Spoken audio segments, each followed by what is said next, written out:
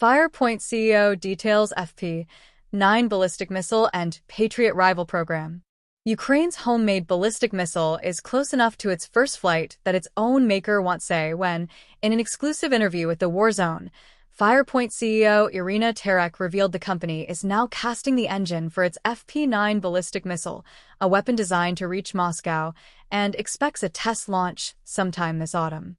Point, the Ukrainian defense manufacturer behind the long-range FP-1 and FP-2 attack drones and the FP-5 Flamingo cruise missile, has been developing the FP-9 as a missile capable of striking targets roughly 850 kilometers, 528 miles away. Building that missile required Ukraine to construct entirely new infrastructure for casting solid rocket propellant at scale, since the FP-9's engine alone contains 4.6 tons of solid rocket fuel, more than 4 times the roughly 1 ton carried by Point's smaller FP-7 missile. The engines are being cast. Therefore, we expect test launch as soon as possible. The navigation solution, everything else on this missile is already ready. So, basically, it's the last touch on the engine and we are ready to start, Terekh said. Terekh declined to name a precise date for that first flight, citing the risk that circumstances could change the timeline, but offered a general window. I understand the curiosity behind the question on when exactly this would happen, but we have our specific dates in mind where we are aiming. But I don't like naming them because a lot of things could go wrong on the way, so my expectation is that this would be autumn, Terekh said. That timeline gains added weight given an incident Russia's own defense ministry already confirmed. Russian officials stated on June 30, 2026, that their air defenses intercepted a long-range operational tactical missile, without specifying where the intercept occurred or identifying the weapon involved, the defense blog reported. Ukrainian and Russian open-source analysts had separately reported unusual high-altitude air defense activity over Moscow Oblast that same day, geolocating a large impact crater near the village of Udenovka along the Warsaw Highway corridor southwest of Moscow, deep inside Russian territory.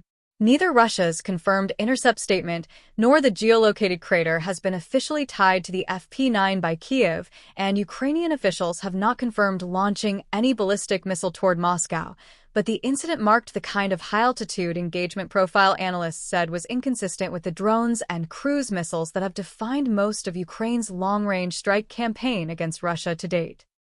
Point is also developing a second ballistic weapon system entirely, the FP-7X, designed not to strike targets, but to intercept incoming ballistic missiles, positioning it as a cheaper, more plentiful alternative to the Patriot air defense system's PAC-2 interceptor. Terekh said the program is working with 2 European companies and 1 Ukrainian company on the interceptor's guidance seeker under secrecy, with 1 partnership involving German defense firm UDEFENSE, already publicly disclosed.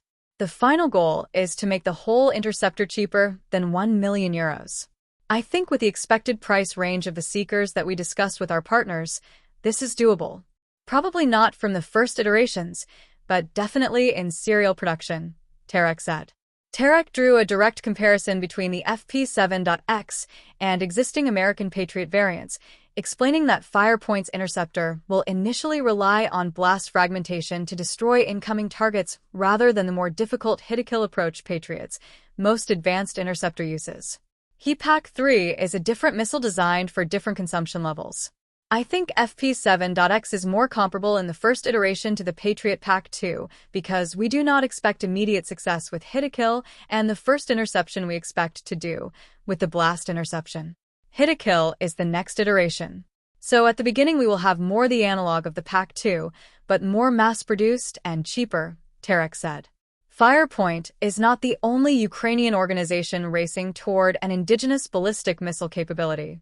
Terekh referenced SAPSAN, a separate ballistic missile program run by the state-owned company FP-9, when asked about a public statement from Mikhailo Fedorov, who wrote on his last day as Ukraine's defense minister that a successful ballistics test had reduced costs by 30% and would put Ukraine into a new league of capability.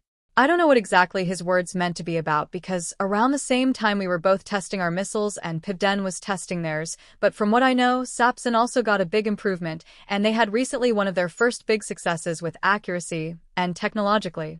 So I think probably he meant both of us or just SAPSAN. I don't know, Terekh said.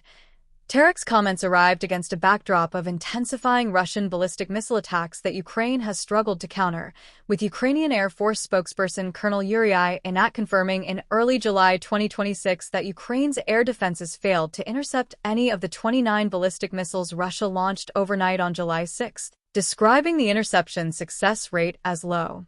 That vulnerability, combined with reported shortages of Patriot interceptor stock amid competing demand from the Iran crisis, underscores exactly the gap Terekh says Firepoint's FP-9 is meant to help close, a domestically produced, mass-producible alternative to a weapon system Ukraine cannot currently source in the quantities the war demands.